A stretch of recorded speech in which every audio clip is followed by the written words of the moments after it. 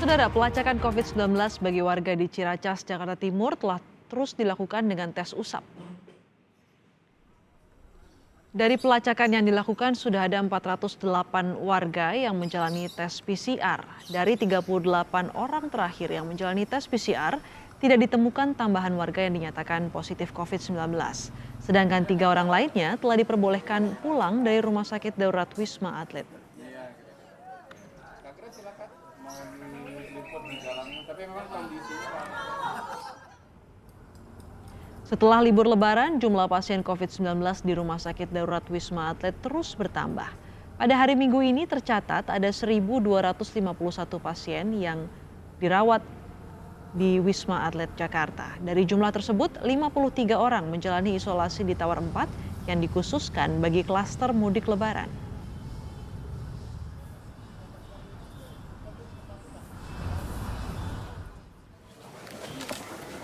Ditlantas Polda Metro Jaya terus menggencarkan pelacakan terhadap pemudik yang baru saja kembali ke Jakarta.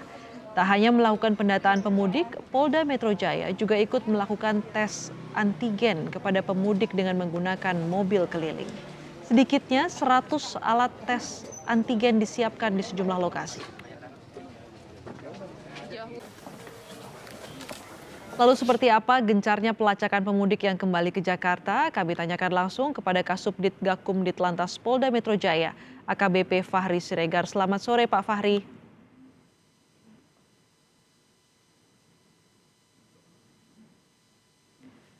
Selamat sore Pak Fahri. Ya, selamat sore Mbak. Oke, Pak Fahri, ini mobil keliling untuk melakukan tes swab antigen secara acak ini baru 2 hari terakhir ya. Datanya berapa pemudik yang ikut tes dan berapa hasil yang positif, Pak Fahri? Ya, jadi pelaksanaan baru 2 hari ini. Jadi kemarin baru di-launching oleh Bapak Ditlantas Polda Metro Jaya. Kemarin sudah kita gelar swab antigen sebanyak 100.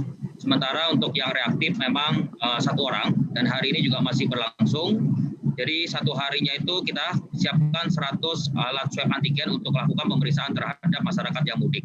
Tetapi ini adalah salah satu metode yang kita laksanakan sebenarnya dalam rangka untuk mengantisipasi penyebaran COVID-19 pada pasca arus mudik balik ini.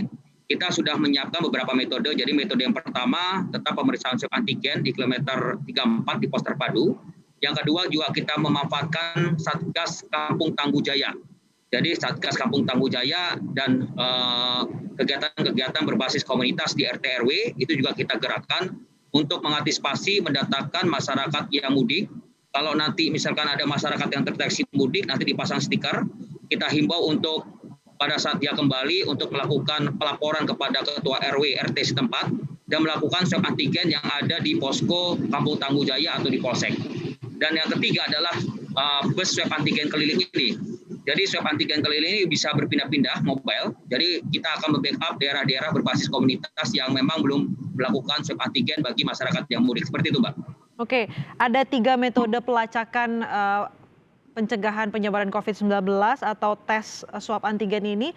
Metode kedua ini yang Satgas Kampung Jaya ini kan ada beberapa rumah yang dipasangi stiker begitu ya Pak. Nah, seperti apa mekanismenya jika memang yang dites ini nanti positif? Ya, jadi kita sudah punya SOP micro lockdown. Jadi pada saat nanti diketahui bahwa ada masyarakat yang positif, di situ kita sudah menyiapkan ruang isolasi sementara. Jadi kita kerahkan untuk kita tempatkan di ruang isolasi sementara dan nanti tenaga kesehatan dari Dinas Kesehatan atau Puskesmas nanti akan datang. Setelah itu nanti akan dibawa ke Wisma Atlet untuk melakukan penindakan selanjutnya, misalkan melakukan PCR dan sebagainya. Jadi memang SOP micro lockdown ini juga sebenarnya bukan hanya di Kampung Tangguh Jaya saja berlaku. Tetapi SOP ini juga sebenarnya berlaku juga pada saat kita melakukan kegiatan swab antigen di bis swab antigen keliling. Nah, sedangkan kalau yang di pos terpadu kilometer 34, langsung kita bawa langsung ke Wisma Atlet, seperti itu, Mbak. Oke, tadi disebutkan bahwa ada isolasi sementara sampai akhirnya nanti untuk melakukan tes PCR, baik itu di Puskesmas ataupun di Wisma Atlet. Di mana lokasi isolasi sementara ini, Pak Fahri? Ya, di posko-posko Kampung Tangguh Jaya. Jadi memang Pak Kapolda Metro Jaya ini kan memang sudah memiliki program namanya Kampung Tangguh Jaya dalam rangka untuk mencegah penyebaran COVID-19. di setiap posko, termasuk ke posko PPM Mikro itu memang sudah kita siapkan ruang isolasi sementara. Jadi pada saat nanti ada masyarakat yang dinyatakan positif atau reaktif dari hasil pemeriksaan swab antigen, maka nanti petugas dari Satgas Kampung Tangguh Jaya atau Satgas Penanganan COVID-19 itu akan membawa masyarakat tersebut ke ruang isolasi sementara. Jadi SOP-nya seperti itu. Dan setelah itu nanti akan dipanggil nakes untuk melakukan pendampingan, membawa ke rumah sakit Wisma Atlet, dan selanjutnya nanti akan di PCR. Gitu. Seperti itu, Mbak. Oke, Pak Fahri, hari ini diprediksi menjadi puncak arus balik para pemudik Lebaran ini, utamanya nanti malam. Apa antisipasi yang dilakukan dari 3 metode ini selain tadi sudah ada pantauan di kilometer 34, tapi juga di kampung-kampung, terutama metode Kampung Jaya ini dan juga antigen keliling, Pak Fahri?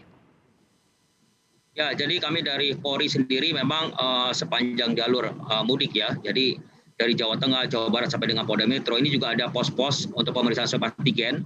Jadi pada saat nanti ada kendaraan yang sudah dilakukan pemeriksaan swab antigen dan dinyatakan negatif, maka nanti akan dipasang stiker.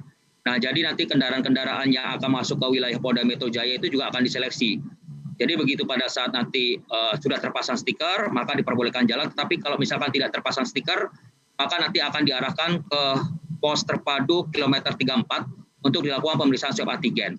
Bagi kendaraan-kendaraan yang mungkin tidak terkena pemeriksaan swab antigen di sini, tentunya tugas dari nanti Satuan Tugas Kampung Tangguh Jaya ataupun Satuan Tugas Penanganan COVID-19 itu yang akan melaksanakan kegiatan swab antigen.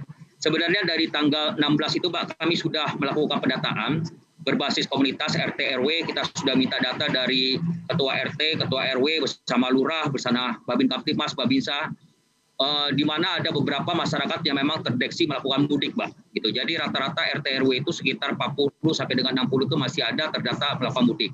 Pada tanggal 16, tanggal 17 sudah ada beberapa yang kembali mudik sekitar hampir 20%, 30%, tetapi rata-rata itu yang pekerja formal. Sementara pekerja informal itu masih ada yang belum kembali. Nah, makanya memang prediksi arus balik itu terjadi pada hari Sabtu dan Minggu ini. Dan terbukti pada hari Minggu ini, pada pukul 12.00 tadi sampai dengan sekarang, memang terjadi peningkatan volume lalu lintas ya dari arah timur, dari arah Polda Jawa Barat ke arah Jakarta. Jadi kita antisipasi tetap kita lakukan pemeriksaan swab antigen, dan kalau memang tidak terseleksi di sini, maka nanti tugasnya satuan tugas termasuk juga petugas-petugas yang ada di bus swab antigen keliling yang akan melakukan pemeriksaan. Seperti itu, Mbak. Jadi screening itu sudah dilakukan sejak dari pintu masuk ke Jakarta, yang negatif diberikan stiker hijau begitu ya, tanda untuk lolos screening begitu. Terima kasih AKBP Fahri Siregar, Kasubdit Gakum Ditlantas Polda Metro Jaya telah bergabung bersama kami di Kompas Petang.